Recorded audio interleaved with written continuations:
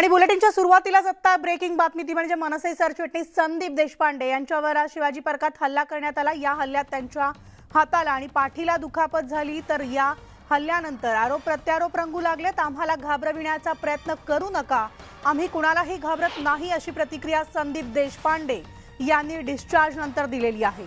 तर या हल्ल्याबाबत आदित्य ठाकरे आणि संजय राऊतांनी चौकशी करा अशी मागणी महाराष्ट्र चित्रपट सेनेचे अमेय खोपकर यांनी सुद्धा मागणी केलेली आहे। तसंच या हल्ल्याला मनसे स्टाईल आंदोलन करण्याचा इशारा अमेय खोपकरांनी दिला आहे।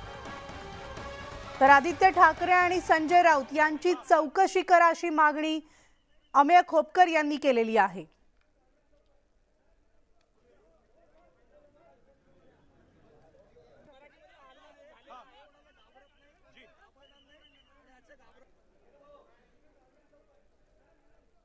आम्ही कोणाला घाबरत नाही, कोणाला घाबरणार नाही आणि याचे घाबरवायचा प्रयत्न कोणी करू नये।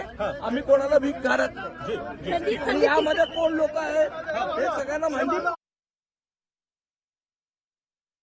मुंबई पोलिसांनी ताबडतोब संजय राऊत आणि आदित्य ठाकरे हे जे सध्या गुंड आहेत, ही दोन माणसं यांना ताब्यात घ्यावं आणि यांची चौकशी करावी आणि जर तथ्य निघालं त्यांना अटक करावी। लोकप्रतिनिधी आमचा संदीप देशपांडे जो सतत मुंबई महानगरपालिका आणि सगळे भ्रष्टाचार बाहेर आमचे संदीप देशपांडे बाहेर करतायत आणि असे सगळे हल्ले होणार असतील तर काय बोलायचं ना, आम्ही गप्पा बसायचं। काही भ्याड हल्ला झालेला याचा मी निषेध करतो आणि पोलीस यंत्रणा आणि सरकार यांनी ह्या हल्लेखोरांना आजच्या आज तात्काळ अटक, ह्यांना कुठे जे कोणी असतील त्यांना अटक होणं अत्यंत गरजेचं आहे आणि ज्यांनी केला हल्ला आणि त्यांना कोणी करायला लावला याचा सुद्धा शोध घ्यायचा आहे। आणि जर त्यांच्याकडून होत नसेल तर आता संपूर्ण मनसैनिक अत्यंत संतप्त अवस्थेमध्ये, त्याच्यानंतर जे काय होईल, जर पोलिसांनी यांना अटक वेळेवर केली नाही आणि जर गुन्हेगार सापडले नाहीत तर काय होईल त्याला संपूर्णपणे शासन यंत्रणा जबाबदार राहील याची त्यांनी नोंद घ्यावी आणि हल्लेखोरांना तात्काळ इथं त्यांना कडक शासन झालं पाहिजे, त्यांना तात्काळ अटक होणं गरजेचं आहे। कोणत्याही नागरिकावर या महाराष्ट्रामध्ये अशा प्रकारचे हल्ले होणं हे चांगल्या कायदा आणि सुव्यवस्थेचं लक्षण नाही। कोणी असेल, सामान्य माणूस असेल, एखादा राजकीय कार्यकर्ता असेल, त्याला धमक्या देणं आणि मग मुख्यमंत्र्यांनी उपमुख्यमंत्र्यांनी सांगणं की हे सनसनाटी निर्माण करण्यासाठी हे करतायत वगैरे, त्याच्यामुळे अशा प्रकारच्या हल्लेखोरांना बळ मिळतं।